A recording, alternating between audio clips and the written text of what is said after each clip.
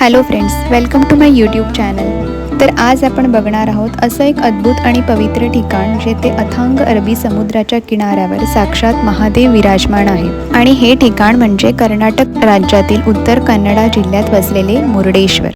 तर हा व्हिडिओ शेवटपर्यंत नक्कीच बघा आणि आवडल्यास लाईक, सबस्क्राईब, शेअर जरूर करा।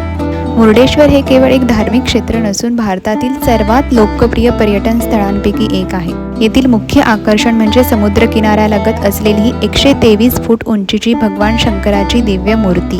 ही मूर्ती जगातील दुसऱ्या क्रमांकाची सर्वात मोठी शिवमूर्ती मानली जाते।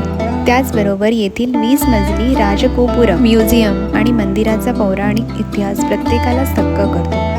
सर्वप्रथम मुंबईवरून ट्रेन पकडून आम्ही मुर्डेश्वरला पोहोचलो आणि तिथे खूप सारे लॉज आणि छोटे छोटे हॉटेल्स अवेलेबल आहेत। तुमची राहायची सोयसुद्धा खूप छान होते।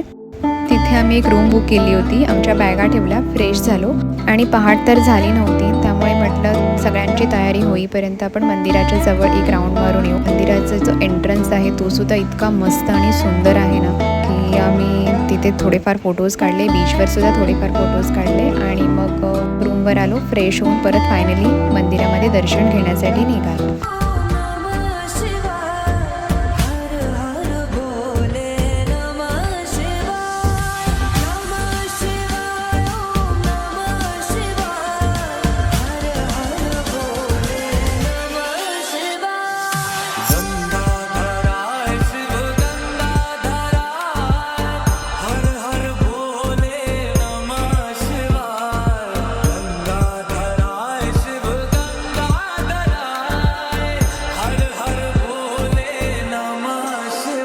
जर तुम्ही शांत समुद्रकिनारा, अध्यात्म आणि अप्रतिम वस्तुकलेचा संगम जर एकाच ठिकाणी शोधत असाल तर मुर्डेश्वरला नक्कीच भेट दिली पाहिजे।